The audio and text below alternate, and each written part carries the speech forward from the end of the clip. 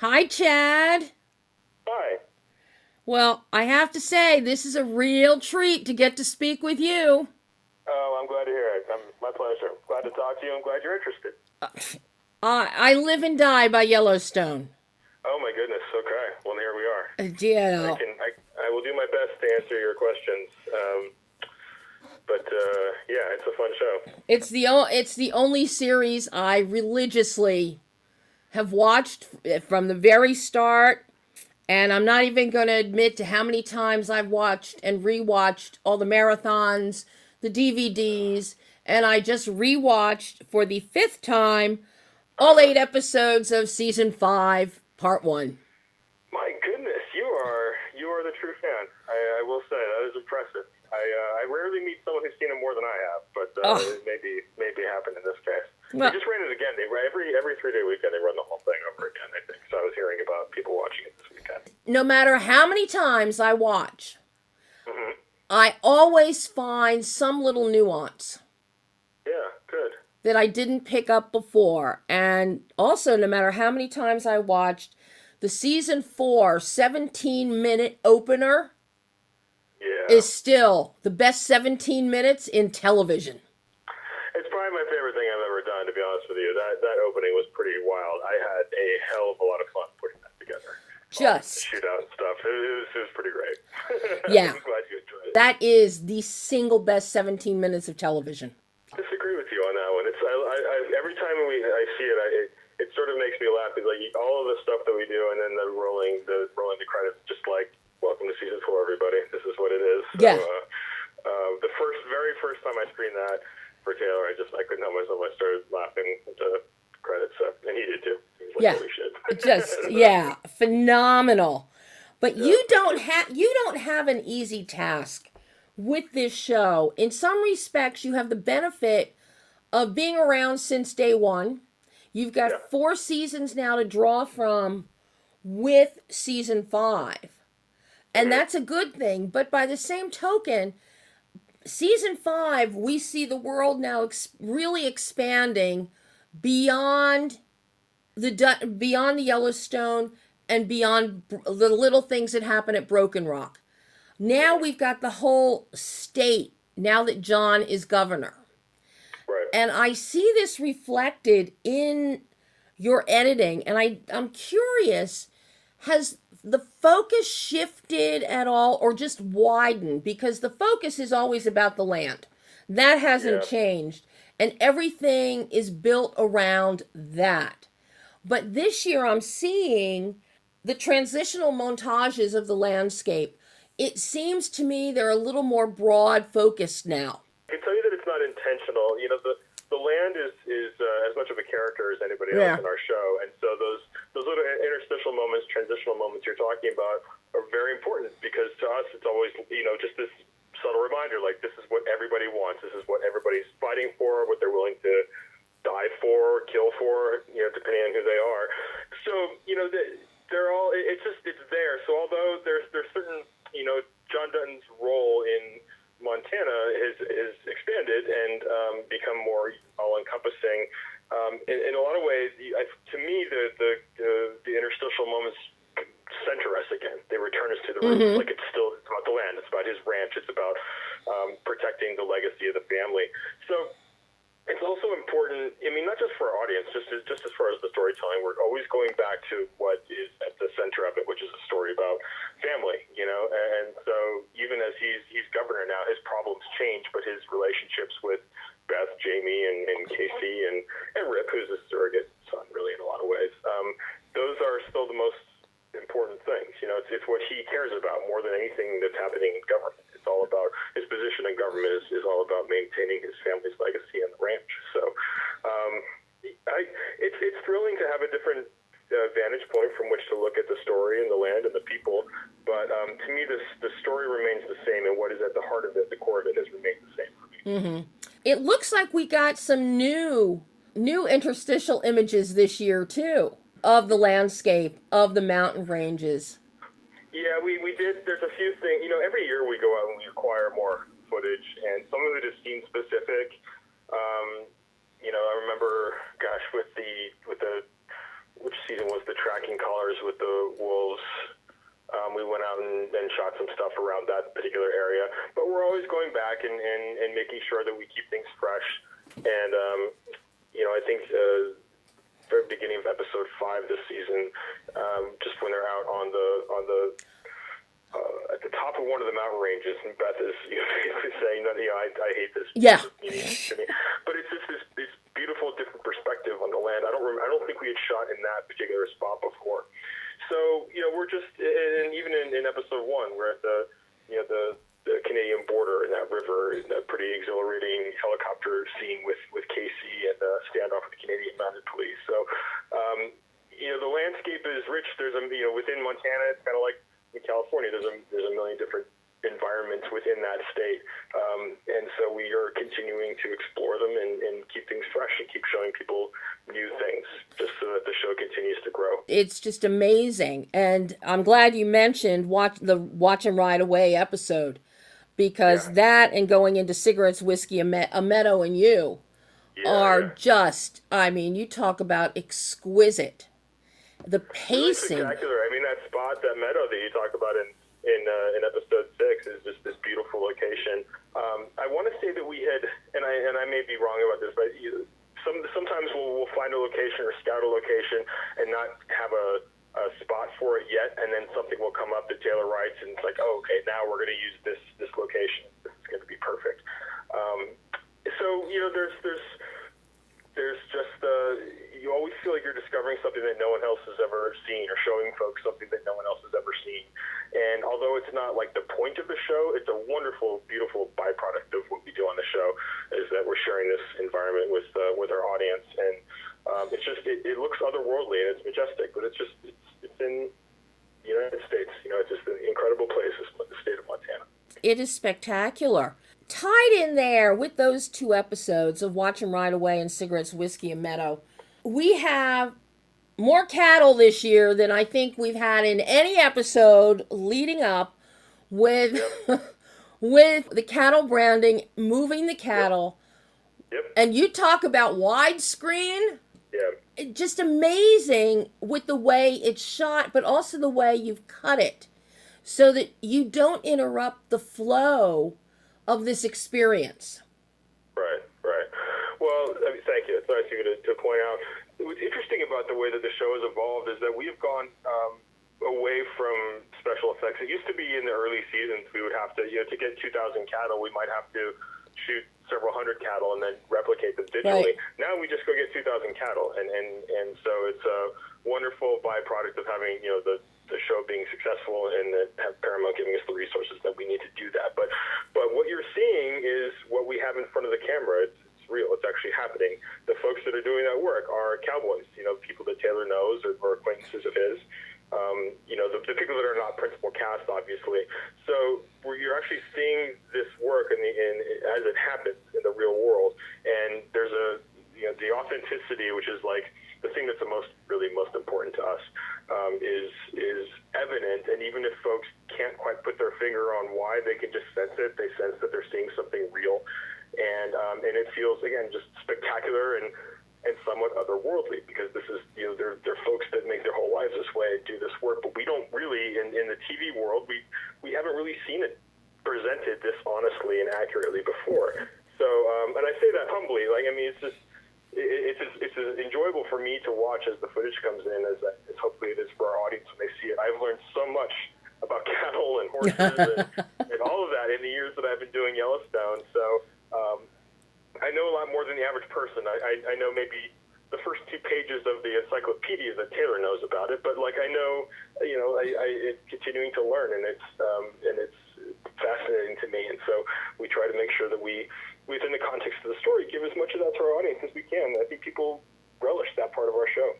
Oh, absolutely. Curious, Chad, because the pacing is so perfect, and you get into episodes like that where we have the surprise of all of a sudden, here are all the cattle. We had this in prior seasons with the fuck it and going up the mountain and the horses. Is it difficult for you when you're cutting?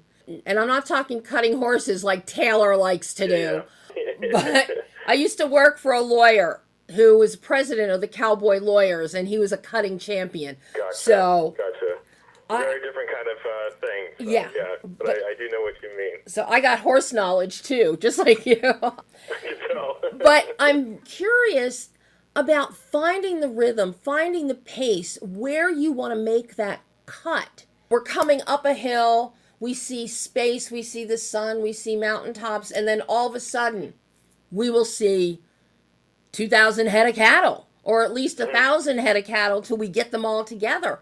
So how challenging is that for you? Because I would imagine as you have some of the beauteous shots, you want to sit on those because they're so languid, they're so gorgeous, but then you've also got to move that story. It's really difficult. I mean, the select reels for any number of those cattle sequences that you're talking about might be several hours long, and that's just like the good stuff that could go on TV. And so putting those sequences together is just a continual process of taking away stuff that might be good. You take away, you have everything is good, and then you take away the good, so you're only leaving the great. And then you take away the great, so you're only leaving the outstanding. And then you take away the outstanding just to the shots that absolutely take your breath away.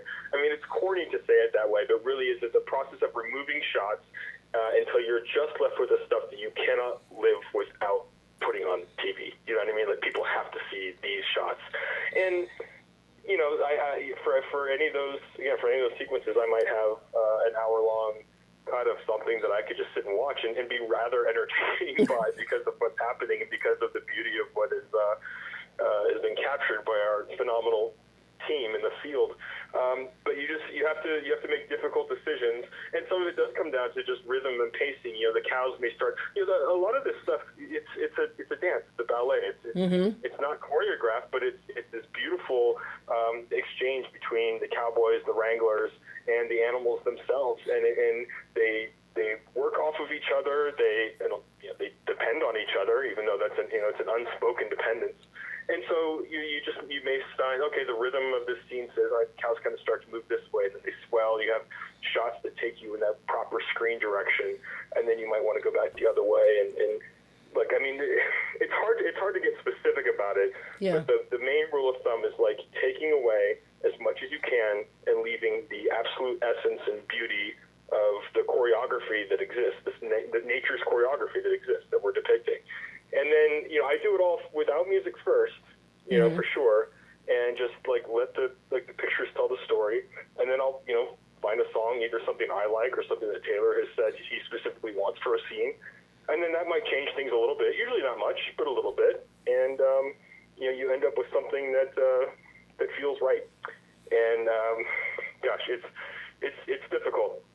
It's difficult to make those choices and to take away those pictures. I wish people could just see the raw footage sometimes of what we have, but you know, that would actually at some point. At some point, I can see Taylor doing that. Yeah. At some point. But I'm glad I'm glad you brought up the music, Chad, because what Brian and Brenton have done with the scoring is just amazing. But each year we get more needle drops. And this year, with Lainey, the benefit of her coming in, got some songs out of her, plus other kind of westerny, cowboy feeling songs. Yeah. When you edit, especially if we're going to have some as transitions going to carry us from scene to scene, do you always know in advance what song you're going to have? Are you cutting to the rhythm of the music or the score? Yeah, it depends. You know, the two worlds are really important, the needle drop world and the score world. First of all, Brian and Brett and Vivian are geniuses, and the benefit of our long relationship is that I have a very a close relationship with them both. So, you know, if we have a long history now, a rather large library of cues we've used in the past that we can make temps with for scenes that are happening in whatever thing we're working on currently.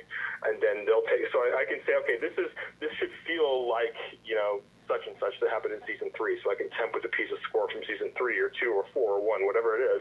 And then they can go back and make it, bespoke to the actual scene at hand and make changes to it. Or say, okay, I understand tonally what you're going for here with this music. I'm going to give you something different that I've had in my head. Either one of them could do this. So we work really closely together and go back and forth a lot. As far as the needle drops, sure. I mean, the story with Lainey was really, really fun. And we featured a lot of Zach Bryan's music this past season. Usually what will happen is that we'll have 2 or 3 songs as options for a given scene. Mm-hmm. And I'll pick one that I like the best or that works the best for the scene, for the fair, for instance, for some of those, what episodes were those? The fair wasn't that down to 7 and 8? Dream is not me and a knife and no coin.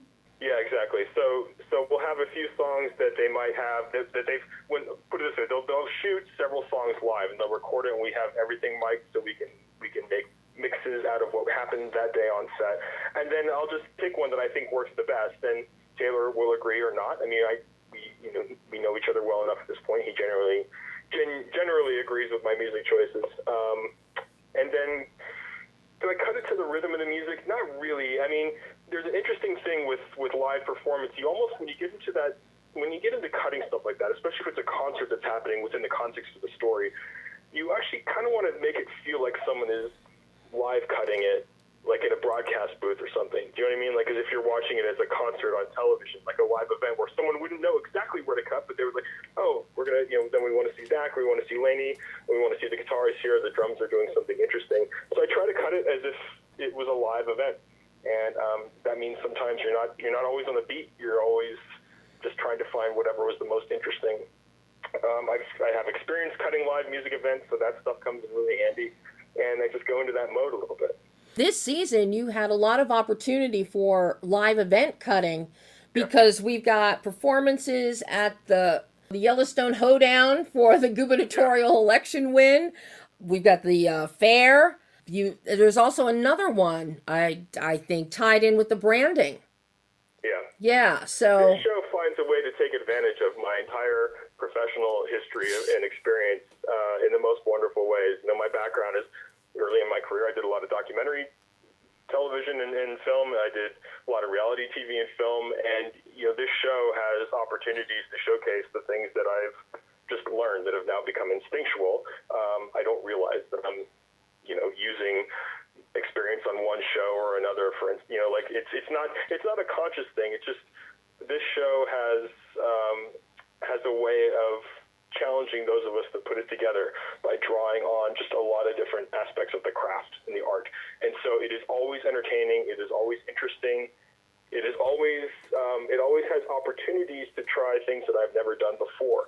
You think about things like the Vision Quest sequences from season 4. Mm-hmm. There's an opportunity there to play around with how we depict experiences of memory, and trauma and psychological trauma. So we get a bit of everything in this show. This is not a 3-camera sitcom. It is a show that goes to a lot of different places visually, and in the soundscape, it asks for the audience to bear with us as we try and experiment with new things, and that's what keeps it exciting. I mean, as an artist, it's thrilling. Now, you mentioned something fun. This is not a 3-camera sitcom. How many cameras, such as for the opening of 100 Years is Nothing, the first episode of season 5, the inauguration scene, or not even the I won scene before the inauguration. That is some beautiful, the cinematographers did an amazing job. But what I love is how long you were holding. Like the profile shot of John as he goes up there. You pick up the shot on the side with Jamie looking miserable as Jamie does. And then, of course, we go into the swearing-in ceremony a couple days later. And just the way you were holding those shots and letting them breathe. Just spectacular, Chad. Well, thank you. I mean, again, I appreciate you noticing all of that. And It's designed in, thankfully those shots existed, but I think what was interesting about that inauguration, I just had this idea as I was, I spent a lot of time in the offline edits with the sound, and sound is something that is fun for me to experiment with. I have a background as an amateur musician, the first half of my life, so enough to where I have a conversational, or a pretty easy way to converse with our composers about music and all that. No, I'm not the professional that they are with it. But the idea of the inauguration was just to get as deep inside of John Dutton's head as we could. That all of the sound from what's happening just melts away, and he's just caught in these images and these pictures. Like, there's a girl singing the national anthem. We don't hear her. Mm-hmm. We see all these reporters gather. We see everyone whose eyes are on him, and he's just lost so far in his head. Like, what have I done? Like, what has happened to me? Like, this is what he's asked for, and it's the last thing that he wants. And there's this little, bell that starts to ring. The symbol of time passing, like the inevitable march forward of time. Like, you can't do anything now. You're stuck here. You have to live with it. And so that, again, it's another spot where we've just experimented with sound and we've used sound to tell our story in a way that hopefully was interesting to people. Holding on those shots for a long time, that's part of the language of what we do. It's something that Taylor likes, something that I like, and you don't always have to cut away. Sometimes a person's face is telling a story in a way that is really interesting. I mean, different show, but you look how we started the series 1883. Mm-hmm. The opening of that, episode 1, shot number 1, is 1 minute and 45 seconds on Elsa's face. We do not cut away, and it's almost 2 minutes long, and it holds your attention that entire time. So I think we're always looking for opportunities to let the characters' faces tell the story, to let the story just unfold in somewhat real time when we can, and not be afraid to hang there and just watch things happen, as long as they're interesting. I think one of the great examples of that, where we're seeing the faces, again, some great camera work with a lot of dutching. So it really gives us a power play perspective, where you're jockeying between the Broken Rock press conference and Jamie wanting to impeach John. And that cutting was rapier, Chad. Rapier. Well, thank you. That was one of the few. Most of what you see in Yellowstone, even the way scenes progress, was scripted. That was not. That was something I just tried and that Taylor liked. So yeah, there was an opportunity there to play those two scenes against each other, and I'm very pleased with how that turned out. Jamie's character is this interesting guy. He's part of the family, but he's also a villain in a lot of ways. And so it's to me, he's a really fun character to experiment with and to play him against John or what's happening over at Black Rock. And so yeah, that was one of those. Hey, let's try it and see if it worked, and it just kind of worked out. And we were all really happy with it. Now you've also introduced, it started at the tail end of season 4, but also we've got some here going in season 5, incorporating the double sixes. Yeah. How is it? Because that's it's really setting it up for the double sixes series that's eventually going to come. Yeah, that place is pretty magical. I actually spent a lot of time out there.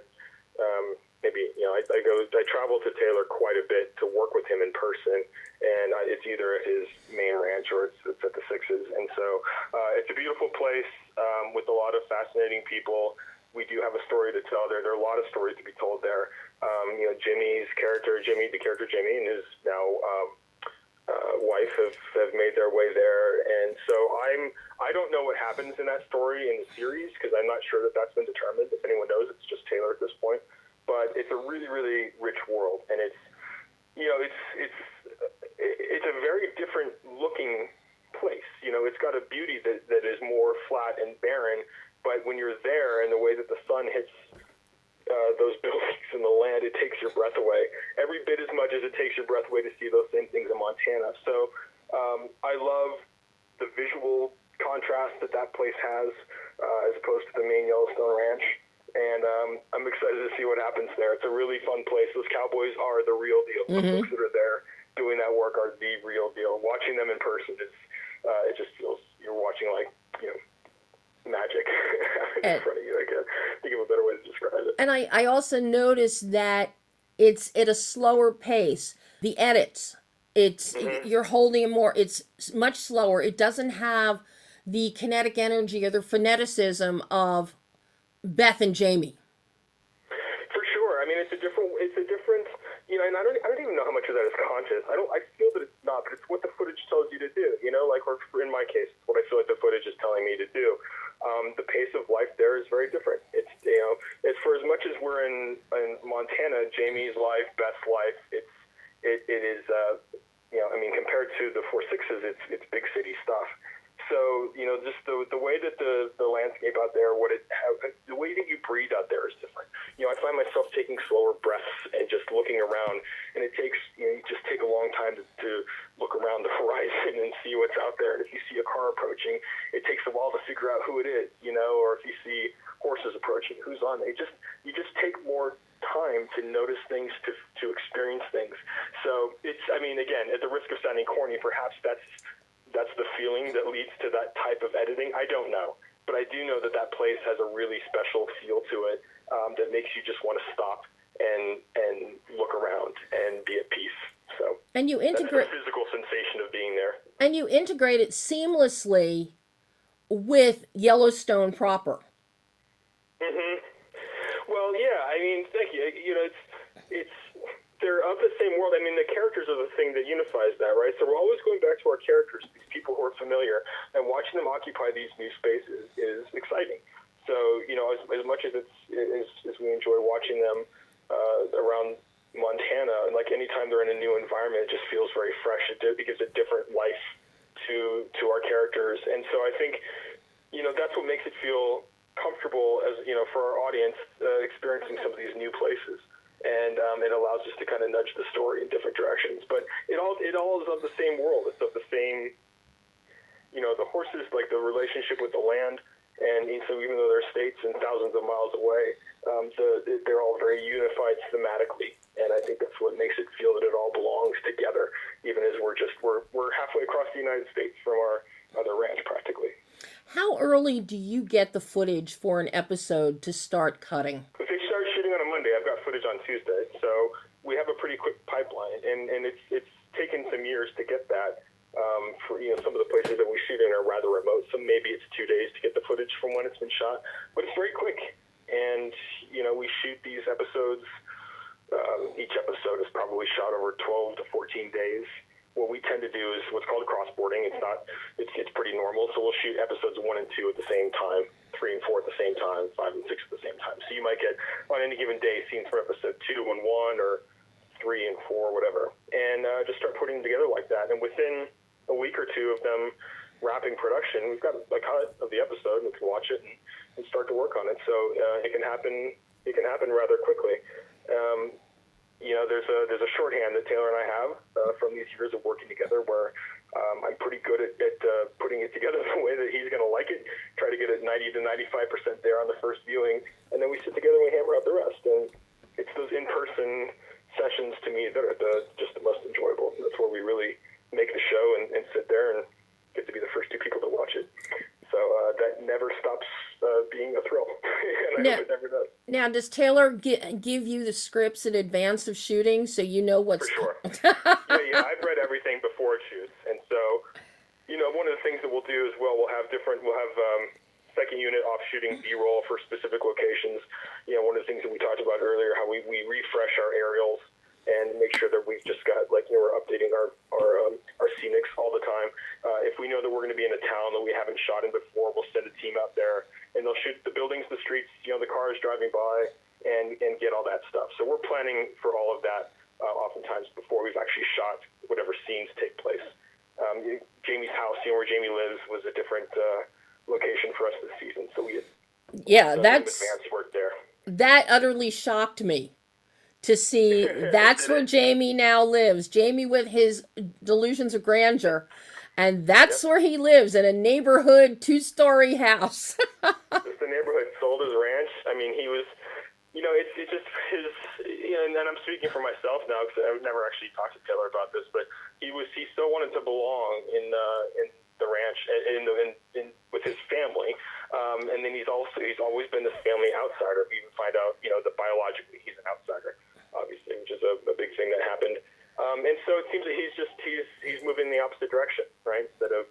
trying to imitate life on a ranch, he's found himself just a house, in a suburb somewhere. So he's a fascinating character and a wonderful actor and a wonderful guy. Wes Bentley's, I've had the occasion to get to know him just a little bit, and he's a phenomenal guy. It's a very complicated character, and it is fascinating to watch him work. So now, just one more question for you, Chad. This is fascinating talking to you about this show, but I'm really curious as we're getting ready for the part 2 and the end of the series, hopefully in the fall, if the writer's strike wraps and if directors don't go on strike. So, but as you get to sit back now and reflect on the first 8 episodes, what do you feel is the most important thing that you brought or added to the storytelling for these first 8 episodes? That's a really good question. I don't know that I've ever thought about it that way. I mean, I guess my job, if I were to define my job, it's to let the writing and the actors tell the story and to make it feel real, like it's happening in the moment. When you talk about like some of these long takes, a lot of it what it goes to is just getting out of the way as an editor and letting Taylor's writing and these performances do the talking for our show. Every once in a while, I'll do something that's showy or flashy, not for the sake of being showy or flashy, but just because it actually happens to be appropriate for the story.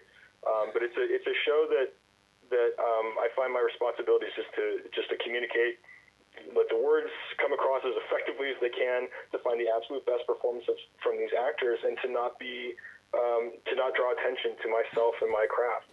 And there are hundreds of us that work on these shows, and everyone has, I think, that same attitude that the final product is more important than any of our individual jobs. So I certainly see it that way. If someone comes away from a Yellowstone episode talking about the editing specifically, I've probably done something wrong, with a few exceptions. Again, we could talk about the Vision Quest, beginning of episode 1 of season 4, a few places where it just draws attention to itself in a fun way that I don't think detracts from the story. But by and large, this is just it's Shakespeare on a ranch is kind of how I think of it. And so I just try not to get in the way of what's happening. And I am as big a fan of this show as I think as anybody else. And the crafting together of it doesn't take that away from me. I have a job to do, and then I sit back and watch the episodes, and I'm just excited by the finished product. Well, I'm waiting to see if we get a high noon moment between Beth and Jamie and who's going to draw first and who's going down. I can't wait. We're all excited. Look, the strikes and all that are difficult. None of us want that to be happening. We're all anxious to get back on the ranch as soon as we can. But for what it's worth, like, we were making this show for a couple seasons. It had a nice following, and then it exploded and became this phenomenon, and that's given it a different life, and it's been really fun to be a part of that. It hasn't changed how we've made it.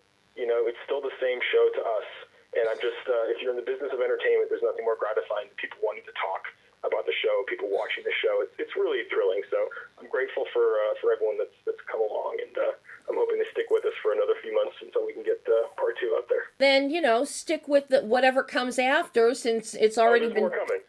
Since, we're going to have another show now that supposedly is going to pick up after this one.